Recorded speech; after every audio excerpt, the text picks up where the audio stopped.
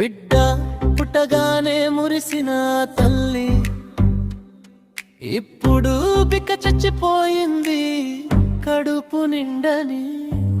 Own పలకరిపు ఆ తల్లికి బలాన్ని చేకూర్చలేకపోతోంది.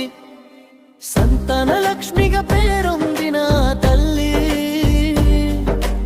అనాథగా గదిలో బందీగా మారిపోయింది. ఆస్తుల లెక్కలేసుకుంటోన్న కొడుకులను చూసుకుని జాలిగా నవ్వుకుంటోంది.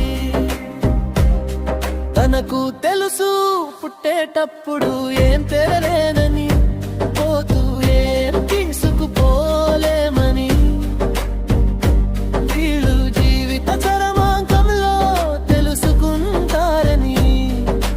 బిడ్డ నీవు చూడకపోయినా పర్వాలేదు, రేపు నీవెక్కడ ఒంటరిగా మారిపోతావుననే భయం నాలో ప్రతి క్షణం భయంగా మారుతోంది.